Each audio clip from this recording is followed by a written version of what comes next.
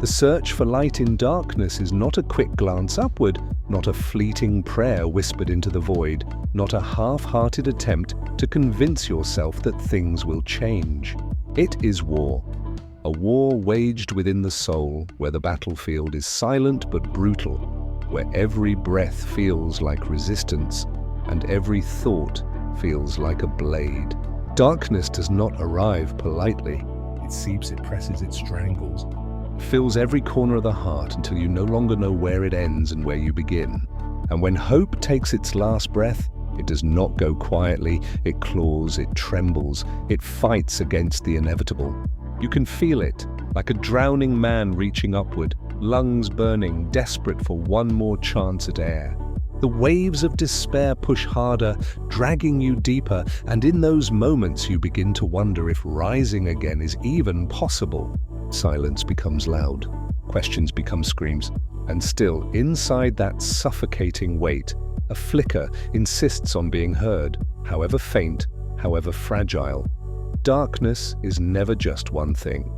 It wears the faces of grief, failure, betrayal, and loneliness, each carving its own mark into the soul.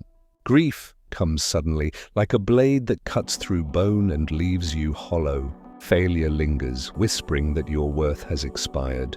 Betrayal crushes trust, turning even love into a weapon. And loneliness, the cruelest mask of all, surrounds you in crowded rooms, making you invisible in plain sight. Each mask feeds the other, a chorus of shadows repeating the same lies. You are alone, you are forgotten, you will never heal. Their voices are relentless, their weight unbearable, and with every repetition, hope feels thinner, like a candle flickering against a storm. Slowly, steadily, breath by breath, it weakens, until it collapses, and in the collapse all you hear is the echo of your own despair. You wonder if the silence is all that remains. You wonder if maybe the shadows were right all along. And yet, even in the silence of that collapse, something remains. It is small, fragile, barely alive. Sometimes it is no more than a heartbeat, quiet, steady, stubborn. Sometimes it is the faintest whisper saying, "Not yet." That whisper does not erase the pain. It does not part the darkness. It does not promise salvation. But it is resistance. It is defiance. And in that defiance is the seed of hope's return. Because light is not always a blazing fire.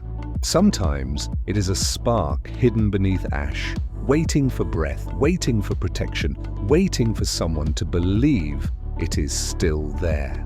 That spark is survival itself, and survival's never loud. It is the quietest kind of strength, the kind that refuses to disappear. Hope does not return all at once. It stumbles. It falters. It requires more than wishing, it requires choosing. To choose light, you must face the shadows directly. You must walk into the places that terrify you. Confront the memories that cut, the mistakes that haunt, the fears that grip you by the throat. Darkness cannot be avoided. It must be endured step by step, breath by breath. And as you endure it, you begin to see it differently. Not as a grave, but as a crucible. Not as punishment, but as transformation.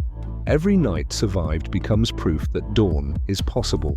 Every wound becomes a story of survival. And slowly, ever so slowly, hope breathes again. Not as it once was, but stronger for having died and risen anew. It does not shine like before, but it endures with a strength you never knew you had. The light you seek is rarely found in great victories.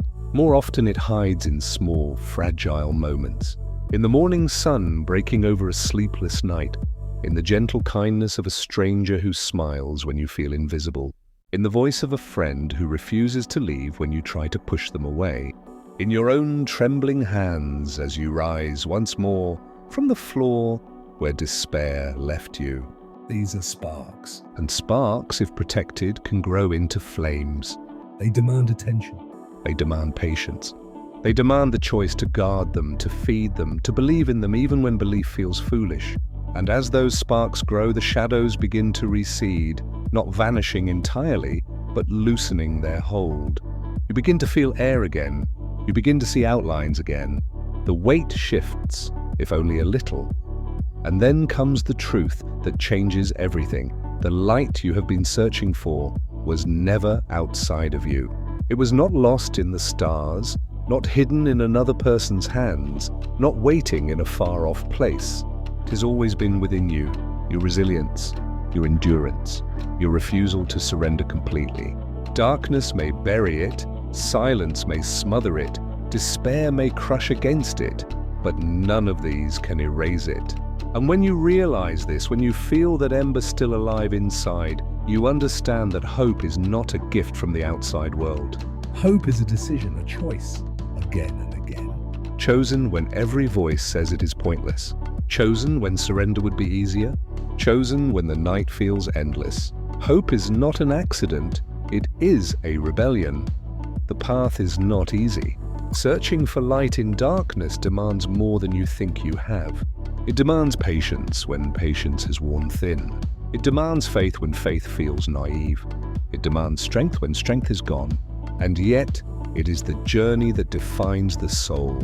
Because the true measure of who you are is not revealed when life is gentle. It is revealed when the storm rages and you still protect the smallest flame inside you.